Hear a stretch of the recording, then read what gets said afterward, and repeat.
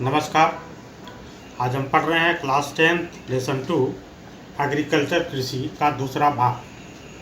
हम धान की खेती तक पढ़े थे, आगे हम पढ़ रहे हैं गेहूं की खेती। यहाँ देख रहे हैं वीट कल्टीवेशन, ये गेहूं की फसल है और ग्रीन फसल लहलहा रही है गेहूं की।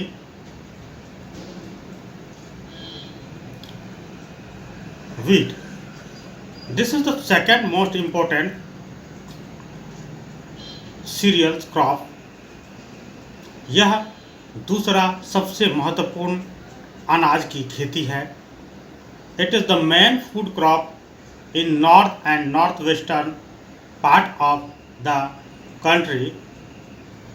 यह मुख्य फसल है उत्तरी और उत्तरी पश्चिमी भाग की। हमारे देश के जो उत्तरी और उत्तरी पश्चिमी भाग है उसके मुख्य कृषि के रूप में होता है।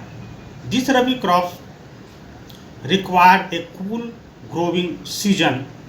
इस रबी फसल के लिए ठंडा सीजन की आवश्यकता होती है, ठंडा मौसम की ज़रूरत होती है। And bring sunshine at the time of ripening. और जब फसल पकने की शुरुआत होती है उस समय में इसे गर्मी की आवश्यकता होती है।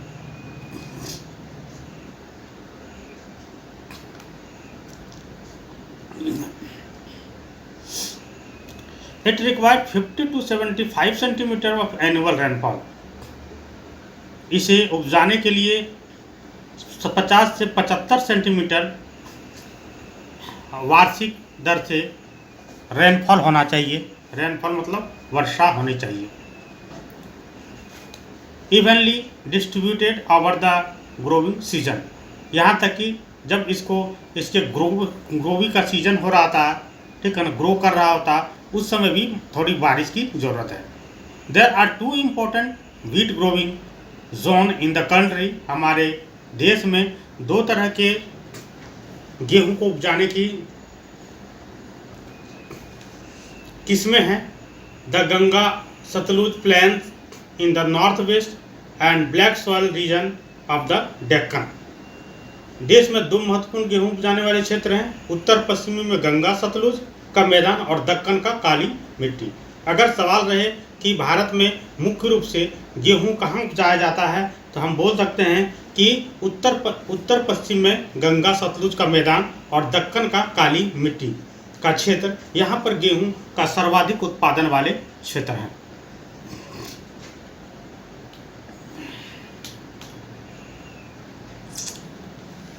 The major wheat producing state are Punjab, Haryana, Uttar Pradesh, Madhya Pradesh, Bihar and Rajasthan. The major wheat producing state यानी कि सबसे ज़्यादा गेहूं का उत्पादन वाले जो राज्य हैं वो पंजाब, हरियाणा, उत्तर प्रदेश, मध्य प्रदेश, बिहार और राजस्थान है।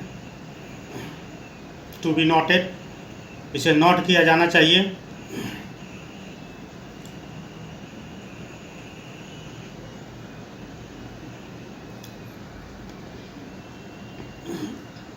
आगे बढ़ते हैं।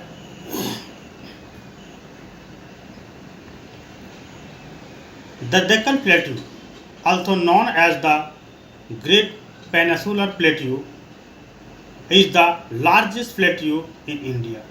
दक्कन का पठार, जिसे विशाल प्रायद्वीपीय पठार के नाम से भी जाना जाता है, भारत का विशालतम पठार है। The mainland of South and India is situated on this plateau. दक्षिण भारत का मुख्य भूभाग इसी पठार पर स्थित है। यह पठार त्रिभुजाकार है। This plateau is triangular in shape. Its northern boundary is determined by the Satpura and Vindhya mountain range and the eastern and western boundary by the Eastern Ghat and Western Ghat respectively. इसके उत्तर की सीमा सतपुड़ा और विंध्य पर्वत श्रृंखला द्वारा और पूर्व और पश्चिम की सीमा क्रमशः पूर्वी घाट एवं पश्चिमी घाट द्वारा निर्धारित किया जाता है। सतपुड़ा एक जंगल है जो काफ़ी घने हैं। The forest is so dense, बहुत ही घना है। Now this plateau is spread over 8 states in India. यह पठार भारत के 8 राज्यों से सटा हुआ है, फैला हुआ। The word Deccan is hindustation of the Sanskrit word Dakshina, the Anglicized corruption of the word Deccan। यह पठार भारत के 8 राज्यों में फैला हुआ है। दक्कन शब्द संस्कृत के शब्द दक्षिण का अंग्रेजी अपभ्रंश है। शब्द दक्कन का हिंदीकरण किया गया है, यानी कि ये अंग्रेजी शब्द से लिया गया है, जिसको संस्कृत के शब्द दक्षिण का ही रूपांतरण है। नाउ बाजरे की खेती, बाजरा कल्टीवेशन। माइलेट्स, इसको मोटे अनाज के रूप में जाना जाता है। कुछ फसलें हैं, अभी हमने धान और गेहूं की बात करी तो ये मुख्य अनाज के रूप में लिया जाता था, और अब है मोटे अनाज। माइलेट में क्या क्या आते हैं? Jowar, bajra and ragi are the important millet grown in India. मोटे अनाज में ज्वार, बाजरा और रागी भारत में उगाए जाने वाले प्रमुख मोटे अनाज हैं। Now these are known as coarse grain, they have very highly nutrients value। हालांकि इसे मोटे अनाज के रूप में जाना जाता है, लेकिन इसका उच्च पोषण मूल्य होता है। इसमें जो पोषक तत्व होते हैं वो बहुत ही ज़्यादा होते हैं। ना for example ragi is very rich in iron. उदाहरण के लिए रागी में आयरन की, कैल्शियम और अदर माइक्रोन्यूट्रिएंट्स एंड रफेज, है ना। रागी में आयरन, कैल्शियम, अन्य सूक्ष्म पोषक तत्वों के साथ रुक्षांश की सबसे ज़्यादा मात्रा रहता है। Roughage is very important for our body. Roughage को रुक्षांश बोलते हैं, ठीक है ना। इसको फाइबर भी बोला जाता है। Jowar is the third most important food crop with respect to area and production. क्षेत्रफल और उत्पादन की दृष्टि से ज्वार तीसरी सबसे महत्वपूर्ण खाद्य फसल है। हम भारत की फसलों के बारे में जान रहे हैं। पहले हमने धान की जाना, फिर गेहूं की जाना, और अब हम माइलेट यानी कि मोटे अनाज के बारे में जान रहे हैं, जिसमें से ज्वार सबसे ज़्यादा उत्पन्न करने वाली तीसरी सबसे मुख्य फसल है।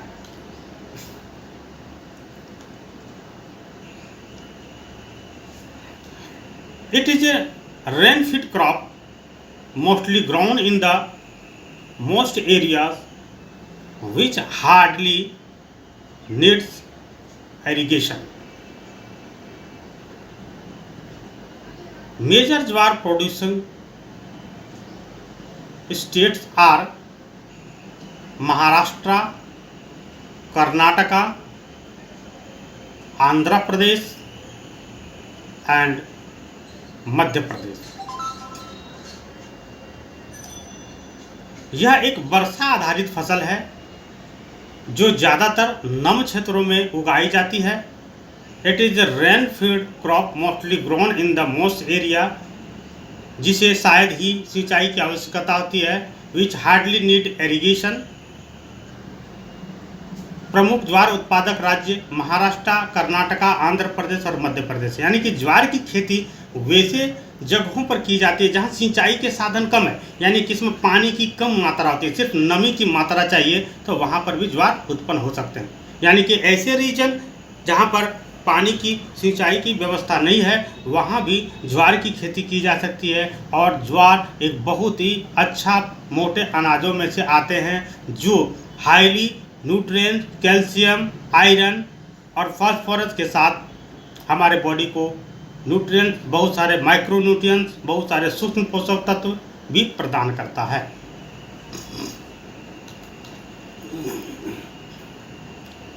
नाउ बाजरा। अब हम बाजरा के बारे में जानेंगे। Bajra grows well on sandy soil and shallow black soil. बाजरा मुख्य रूप से बलुआही मिट्टी और शैलो ब्लैक सॉइल, है ना, जो काली मिट्टी होती है उसमें उपजाई जाती है। Major bajra producing states are Rajasthan, Uttar Pradesh, Madhya Pradesh, Gujarat and Haryana. सबसे ज़्यादा बाजरा के जो उत्पादक देश हैं, उत्पादक राज्य हैं, वो राजस्थान, उत्तर प्रदेश, महाराष्ट्र, गुजरात एंड हरियाणा। बाजरा किस प्रकार की मिट्टी में पाई जाती है? तो सैंडी सॉइल और शैलो ब्लैक सॉइल, उथली काली मिट्टी। और ये सबसे ज़्यादा कहाँ कहाँ होते हैं? राजस्थान, उत्तर प्रदेश, क्योंकि इन्हीं सभी जगहों पर बलुआही मिट्टी पाई जाती है ना, रेतीली मिट्टी भी इसको बोलते हैं। गुजरात एंड हरियाणा, हरियाणा में भी बाजरे की खेती बहुत ही ज़्यादा होती है। नेक्स्ट है रागी। रागी शुष्क क्षेत्रों की फसल है और लाल, काली, रेतीली, दोमट और उथली काली मिट्टी पर अच्छी तरह से उगती है। Ragi is a crop of dry region and growth well on red, black, sandy, loamy and shallow black soil. प्रमुख रागी उत्पादक राज्य में कर्नाटका, तमिलनाडु, हिमाचल प्रदेश, उत्तराखंड, सिक्किम, झारखंड और अरुणाचल प्रदेश है। Major ragi production state are Karnataka, Tamil Nadu, Himachal Pradesh, Uttarakhand, Sikkim, Jharkhand and Arunachal प्रदेश।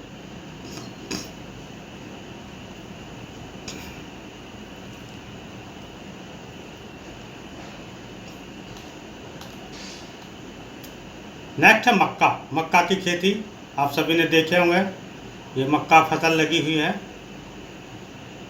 मक्का यह एक ऐसा फसल है जिसका उपयोग भोजन और चारे दोनों के रूप में किया जाता है। Maize, it is a crop which is used both as food and fodder in some state.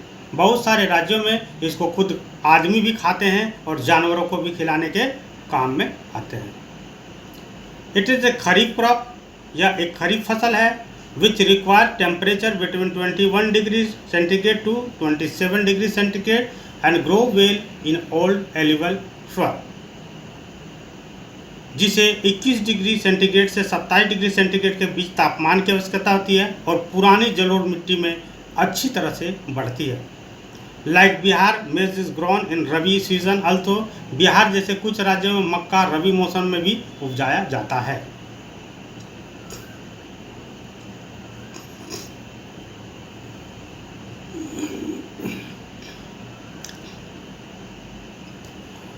आगे बढ़ते हैं।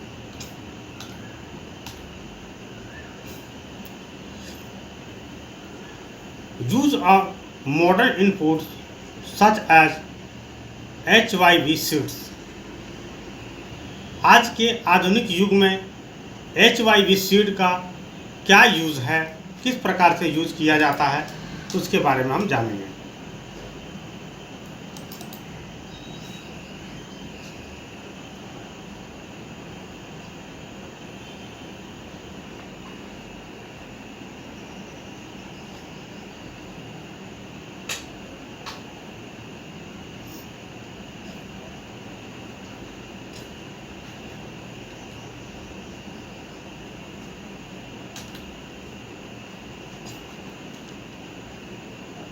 Fertilizer and irrigation have contributed to the increasing production of maize। मक्का के बढ़ते उत्पादन में HYV बीज, उर्वरकों और सिंचाई जैसे आधुनिक आदानों के उपयोग ने योगदान दिया है।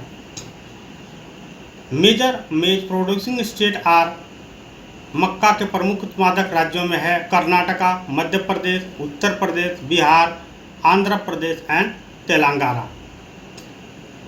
हाईली एल्ड वैराइटीज़, उच्च उत्पादक किस्में।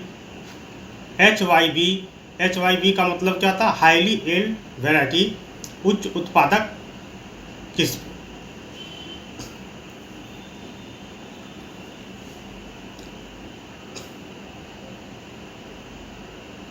यहाँ पर भारत में गेहूं उत्पादक के प्रमुख क्षेत्र दिखाए गए हैं, है ना। इधर पंजाब, हरियाणा, ठीक है ना, ये सब में गेहूं के उत्पादक क्षेत्र है। और इधर जो वाइट कलर है इसमें कम गेहूं के उत्पादक थे। सबसे मेजर गेहूं का उत्पादक क्षेत्र ये है। हम मैप में पढ़ाएंगे जहाँ पर हम बताएंगे कि सबसे ज़्यादा कौन कौन सा राज्य कहाँ पर है, ठीक है।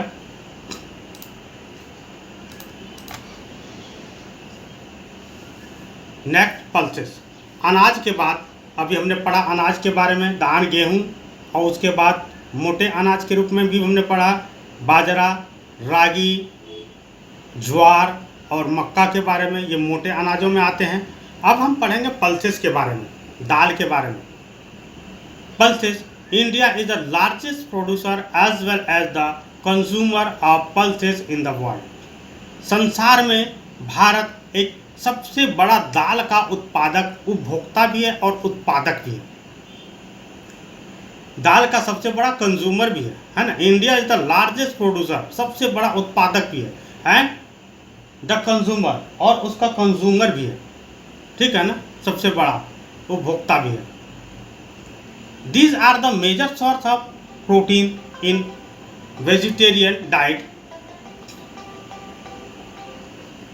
हेलो, 5 मिनट बाद फोन करते हैं।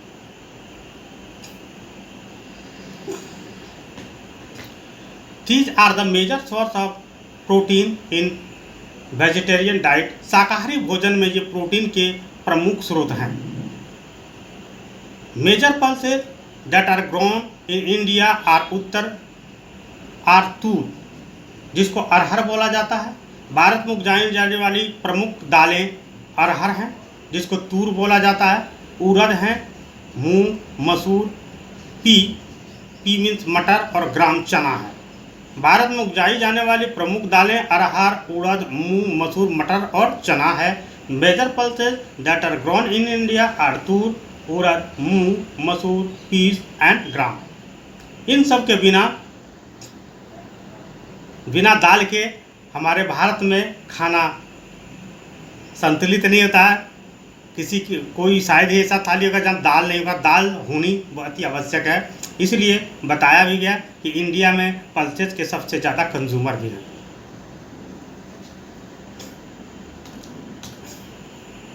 Now can you distinguish which of these pulses are grown in the Kharif season and which are grown in the Rabi season? क्या आप यह अंतर कर सकते हैं या बता सकते हैं, भेद कर सकते हैं, विच ऑफ these pulses, इनमें से कौन सी दालें हैं जो खरीफ सीजन में उपजाई जाती है और कौन कौन सी दालें हैं जो रबी सीजन में उपजाई जाती है? तो दालें जो है ये खरीफ, कुछ दालें ऐसे जो खरीफ सीजन में उपजाई जाती है और रबी सीजन में भी उपजाई जाती है। Pulses need less moisture and survive even in dry condition. दालों को कम नमी की आवश्यकता होती है और शुष्क परिस्थितियों में भी जीवित रहती है। तो जाहिर है कि रबी क्रॉप्स है सबसे ज़्यादा दालें, ठीक है। Being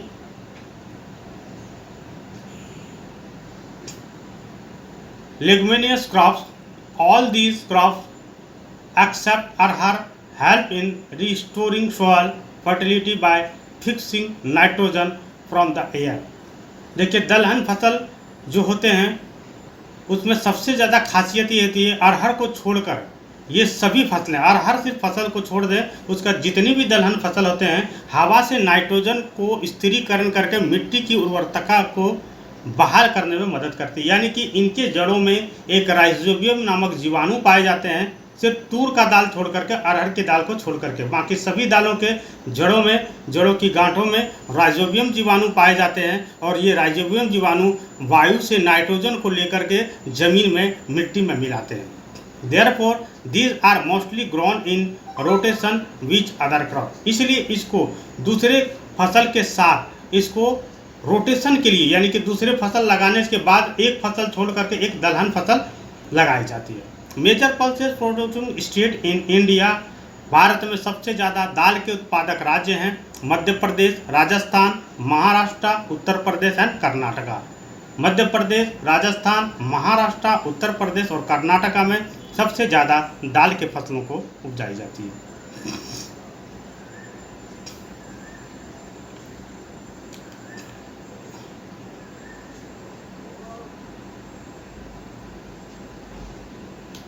Now, food crops other the grain। अनाज के अलावा अन्य खाद्य फसलें। शुगर कैन, गन्ना। It is a topical as well as a sub tropical crops. यह उपोष्णकटिबंधीय फसल है। It grows well in hot and humid climate with a temperature of 21 degree centigrade to 27 degree centigrade. यह 21 डिग्री सेंटीग्रेड से 27 degree centigrade के तापमान और 75 centimetre के बीच वार्षिक वर्षा के क्षेत्र यानी कि गर्म आर्द्र जलवायु में अच्छी तरह से बढ़ता है। And an annual rainfall between 75 centimetre and 100 centimetre. कम वर्षा वाले क्षेत्र में सिंचाई की आवश्यकता होती है, यानी कि जहाँ पर वर्षा कम होती है वहाँ पर इसके लिए सिंचाई की भी जरूरत पड़ती है। Irrigation is required in the region of low rainfall. कम वर्षा वाले क्षेत्रों में सिंचाई की आवश्यकता होती है ना। It can be grown on a variety of soil and need manual labour from sowing to harvesting. इसे भिन्न प्रकार की मिट्टी में उगाया जाता है और इसके लिए बुआई से लेकर कटाई तक शारीरिक श्रम की आवश्यकता होती है, यानी कि गन्ने के उपजाने के लिए इसमें ज़्यादा से ज़्यादा मेहनत की जरूरत होती है। यह है गन्ने की खेती।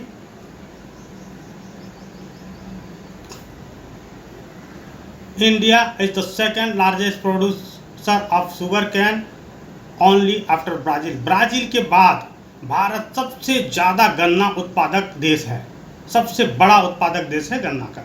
It is the main source of sugar, गुड़, जगरी, कंद, सारी एंड मोलासिस। ठीक है ना। यह चीनी, गुड़, खांडसारी और गुड़ का मुख्य स्रोत है। The major sugar cane producing state are Uttar Pradesh, Maharashtra, Karnataka, Tamil Nadu, Andhra Pradesh, Telangana, Bihar, Punjab and Haryana. प्रमुख गन्ना उत्पादक राज्य में उत्तर प्रदेश, महाराष्ट्र, कर्नाटका, तमिलनाडु, आंध्र प्रदेश, तेलंगाना, बिहार, पंजाब और हरियाणा है। यानी कि मुख्य रूप से ज़्यादातर देशों में गन्ना का उत्पादन किया जाता है। ज़्यादातर राज्यों में। देश की बात अभी हम नहीं कर रहे हैं, अपने भारत की बात कर रहे हैं, है ना। और ब्राज़ील सबसे ज़्यादा उत्पादक देश है गन्ना का, और उसके बाद सेकंड नंबर पर जो उत्पादक देश है वो हमारा इंडिया है।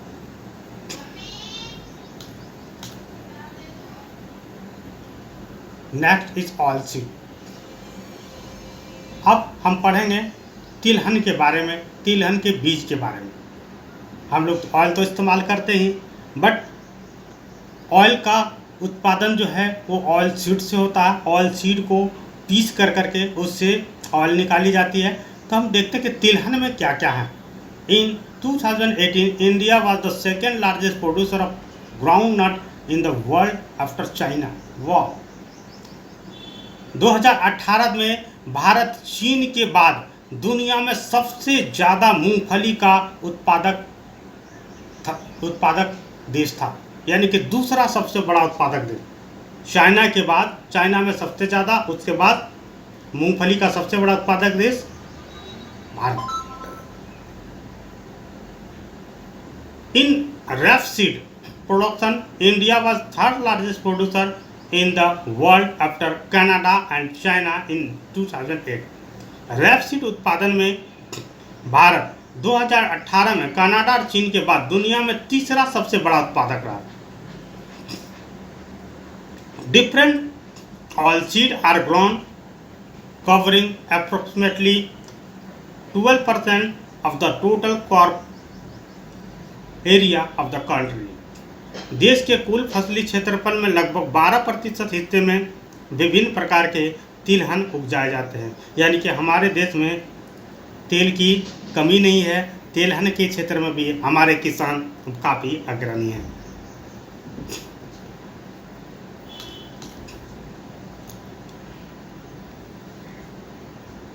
भारत में उत्पादित मुख्य तिलहन फसलें मूंगफली, सरसों, नारियल, तिल, सोयाबीन, अरंडी के बीज, कपास के बीज, अलसी और सूरजमुखी हैं। Main oil seed produced in India are groundnut, सबसे ज़्यादा मूंगफली, सेकेंड मस्टर्ड, थर्ड कोकोनट नारियल, सीसम तिल का तेल, तिल, सोयाबीन और कैस्ट्रो सीड अरंडी का बीज, कॉटन सीड कपास के बीज और लाइन सीड, लीन सीड इस बीज को बोलते हैं। लीन सीड इज़ वेरी इंपॉर्टेंट, ये बहुत ही महत्वपूर्ण है। एंड सनफ्लावर और सूरजमुखी का भी बीज से तेल निकाला जाता है और इन सब के उत्पादन में भी भारत अग्रणी है। इनमें से अधिकांश खाद्य हैं और खाना पकाने के माध्यम के रूप में उपयोग किया जाते हैं। Most of these are edible and used as cooking medium. However some of these are also used as raw material in the production of soap. इनमें से कुछ का साबुन के निर्माण में यूज किया जाता है, कॉस्मेटिक के बनाने में एंड ऑइंटमेंट्स, और ऑइंटमेंट्स यानी कि मलहम है ना को बनाने में भी किया जाता है। इसका उपयोग साबुन, सौंदर्य प्रसाधन और मलहम के उत्पादन में कच्चे माल के रूप में भी किया जाता है।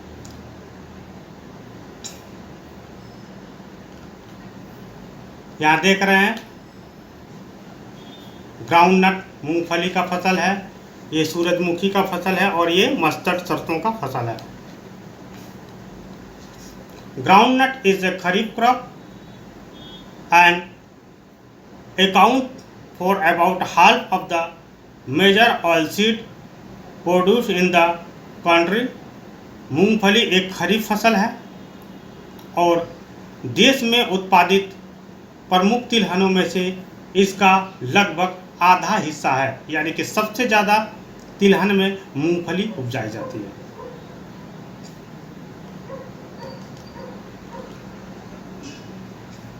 Now Gujarat was the largest producer of groundnut followed by Rajasthan and Tamil Nadu in 2019-20। 2019-20 में गुजरात मूंगफली का सबसे बड़ा उत्पादक था और उसके बाद राजस्थान और तमिलनाडु का स्थान था। Linseed and mustard are rabi crop, अलसी और सरसों रबी की फसलें हैं। Sesame is kharif crop in north and rabi crop in south India. तिल उत्तर में खरीफ फसल और दक्षिण भारत में रबी फसल के रूप में उपजाया जाता है। Castor seed is grown both as rabi and kharif. अरंडी के बीज को रबी और खरीफ दोनों फसलों के रूप में उपजाया जाता है। ये ग्रीष्म ऋतु या वर्षा काल में भी बोई जाती है। आपको याद दिलाना चाहते हैं, रबी की फसल अक्टूबर से दिसंबर तक सर्दियों में लगाई जाती है और खरीफ की फसल है ना नवंबर से स्टार्ट होता है, जो मई जून तक काट ली जाती है। फरवरी मार्च तक उसकी कटाई हो जाती है। यहाँ पर देख रहे हैं चाय की खेती और चाय की पत्तियों की कटाई, यानी कि चाय की पत्ती का ये बागान है।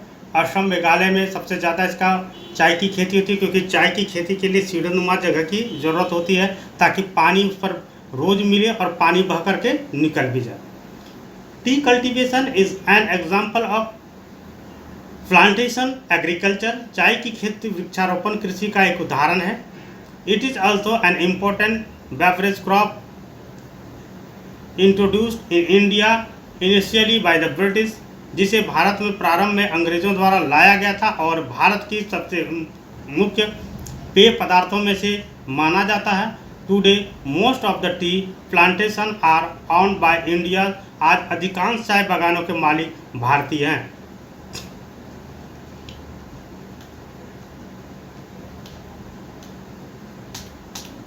Now, the tea plant grows well in tropical and subtropical climates, endowed with deep and fertile, well-drained soil, rich in humus and organic matter. Tea bushes require warm and most frost-free climate all through the year. चाय का पौधा उष्णकटिबंधीय और उपोष्णकटिबंधीय जलवायु में अच्छी तरह से बढ़ता है, जो गहरी और उपजाऊ अच्छी जल निकासी वाली मिट्टी ह्यूमस और कार्बनिक पदार्थों से भरपूर होती है। चाय की झाड़ियों को साल भर गर्म और नम पाले के मुक्त जलवायु की आवश्यकता होती है।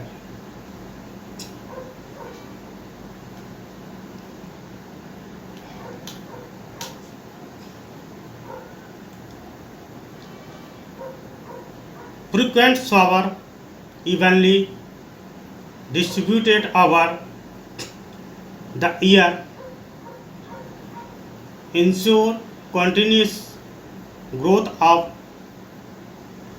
tender leaves. Tea is a labor intensive industry. It requires abundant cheap and skilled labor. Tea is processed within the tea garden to restore its freshness. Major tea producing states are Assam, Hill of Darjeeling and Jalpaiguri district, West Bengal, Tamil Nadu and Kerala. वर्ष भर समान रूप से बार बार होने वाली बौछारें कोमल पत्तियों की निरंतर वृद्धि सुनिश्चित करती है। Tea is a labour intensive industry. चाय एक श्रम प्रधान उद्योग है। It require abundant cheap and skilled labour. इसके लिए प्रचुर सस्ते और कुशल श्रमिक की आवश्यकता होती है। Tea is processed within the tea garden to restore its freshness. चाय की ताजगी बहाल करने के लिए चाय बागान के भीतर चाय को संसाधित किया जाता है, स्टोर किया जाता है।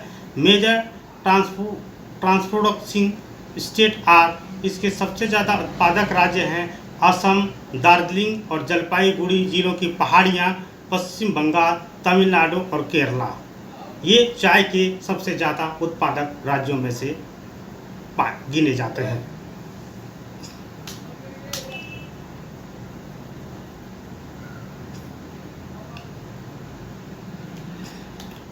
Apart from these, Himachal Pradesh, Uttarakhand, Meghalaya, Andhra Pradesh and Tripura are also tea producing state in the country.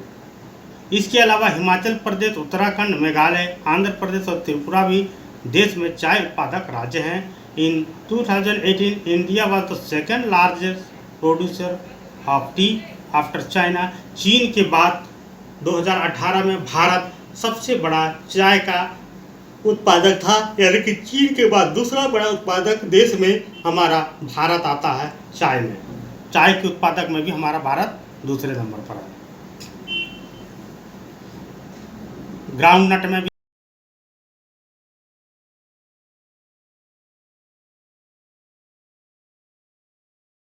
पहले नंबर पर चाइना से। ना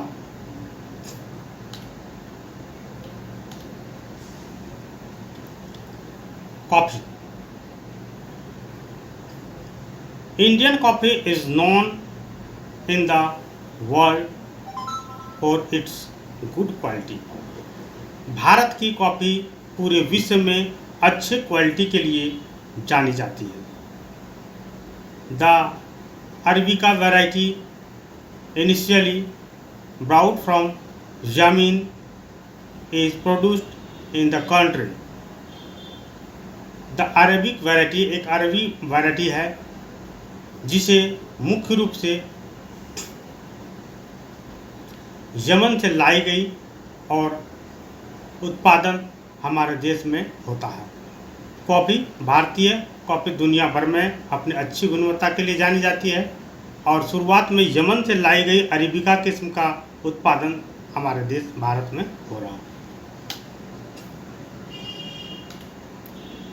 this variety is great demand all over the world. इस किस्म की पूरी दुनिया में काफ़ी मांग है। Initially its cultivation was introduced on the Baba Budan hill and even today its cultivation is confined to the Nilgiri and in Karnataka, Kerala and Tamil Nadu. कहता है शुरुआत में इसकी खेती बाबा बुदन पहाड़ियों पर की गई थी और आज भी इसकी खेती कर्नाटका, केरल और तमिलनाडु में नीलगिरी तक ही सीमित है। Range is a range of mountain of the western Ghat of Karnataka. Range Karnataka के पश्चिमी घाट में पहाड़ों की एक श्रृंखला है।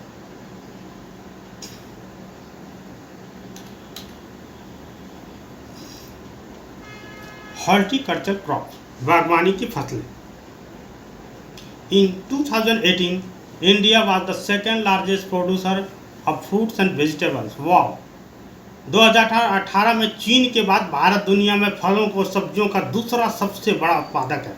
यानी कि देखो, भारत में फलों और सब्जियों के उत्पादन में, तिलहन के उत्पादन में, है ना, मोटे अनाजों के उत्पादन में, गेहूं के उत्पादन में, चावल के उत्पादन में, सभी चीज़ों के उत्पादन में चाइना के बाद सेकेंड जो है, सबसे लार्जेस्ट जो है कंट्री, वो इंडिया है ना। We have to proud for our nation. हमें अपने राष्ट्र के लिए गर्वान्वित होना चाहिए। India is a producer of tropical as well as temperature fruit. भारत उष्णकटिबंधीय के साथ साथ समशीतोष्ण फलों का भी उत्पादक देश है।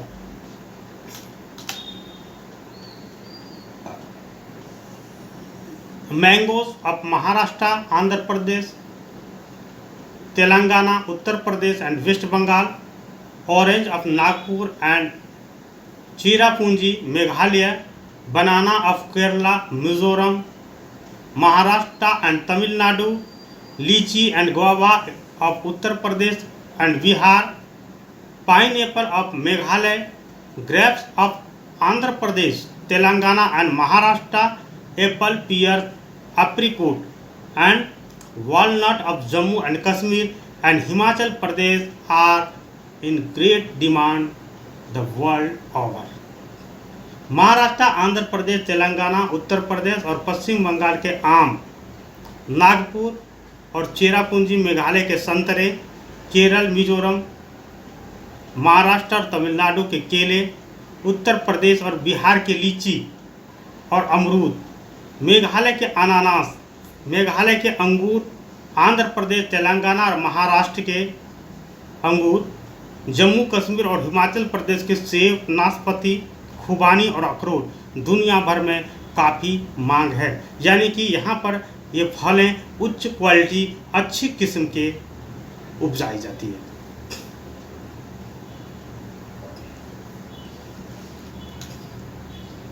यहाँ कुछ चित्र हैं, ठीक है ना। ये खुबानी, ये सेब के बागान हैं और ये अनार के। सब्जियों की खेती में ये मटर हैं, ये फूल गोभी हैं, टमाटर और बैगन। India as important producer of pea, cauliflower, onion, cabbage, tomato, brinjal and tomato. भारत मटर, फूल गोभी, प्याज, गोभी, टमाटर, बैगन और आलू का एक महत्वपूर्ण उत्पादक देश है।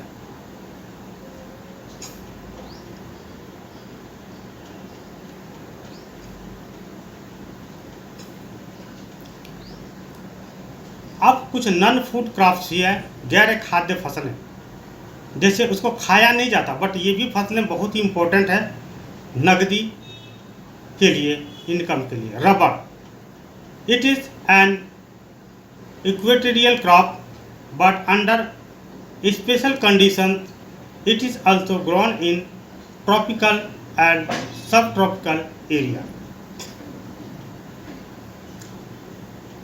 यह भूमध्य रेखीय फसल है, लेकिन विशेष परिस्थितियों में यह उष्णकटिबंधीय और उपोष्णकटिबंधीय क्षेत्रों में भी उपजाई जाती है।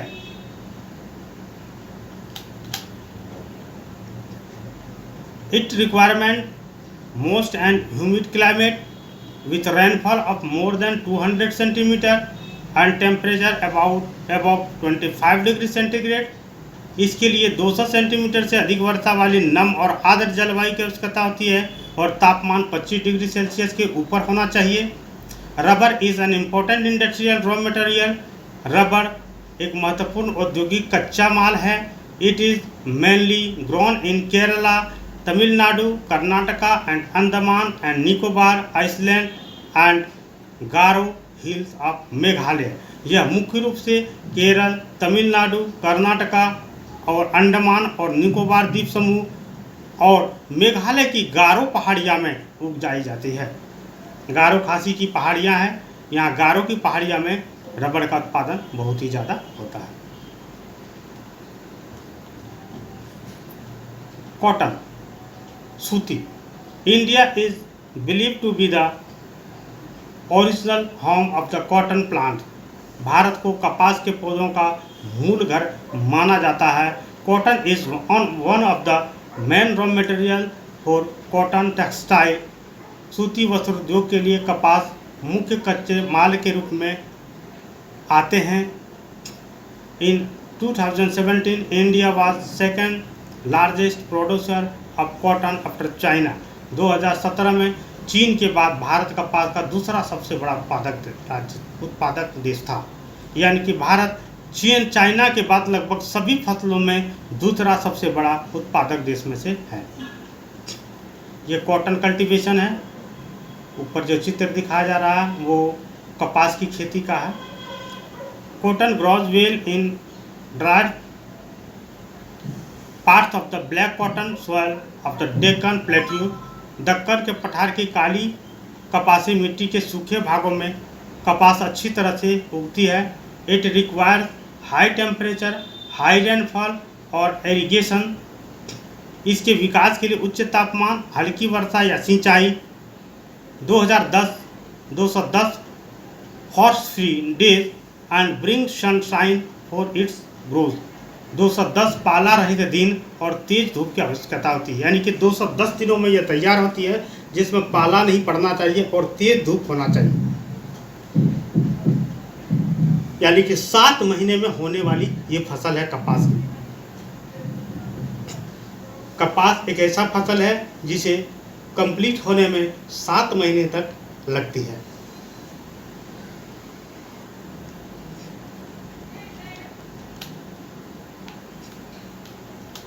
It is kharif crop and require 6 to 8 months to mature. यह खरीफ की फसल है और इसे पकने में 6 से 8 महीने का समय लगता है।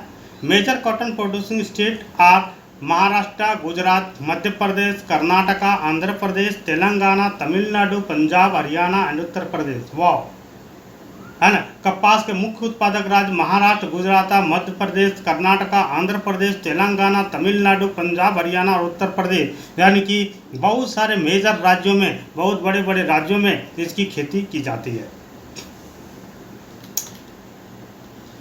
Next is jute. It is known as the golden fibre. इसे सोने के रेशों के रूप में जाना जाता है। Jute grows well on well drained fertile soil in the flood plains where soil are renewed every year. Jute बाढ़ के मैदानों में अच्छी तरह से जल निकासी वाली उपजाऊ मिट्टी पर अच्छी तरह से बढ़ता है, जहां हर साल मिट्टी का नवीकरण किया जाता है। High temperature is required during the time of growth. इसके बढ़ने के समय उच्च तापमान की आवश्यकता होती है। West Bengal, Bihar, Assam, Odisha and Meghalaya are the major jute producing state. Paschim Bengal, Bihar, Assam, Odisha और मेघालय प्रमुख जूट उत्पादक राज्य में से एक हैं।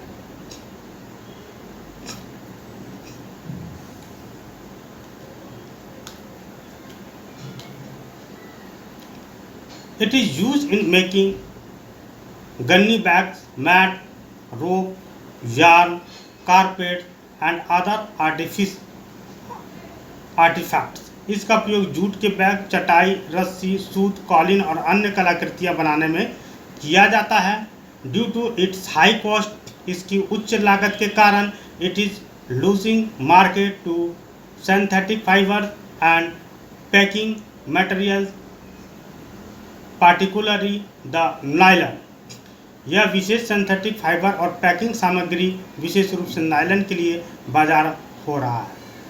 यानी कि नायलन आने के बाद इसकी मांग कम हो रही है। अब हम नेक्स्ट में पढ़ते हैं क्लास 10th के लिए तीसरा भाग। ये दूसरा भाग था, दूसरा भाग कंप्लीट हो गया। आगे तीसरा भाग बहुत जल्द आपको मिल जाएगा। धन्यवाद।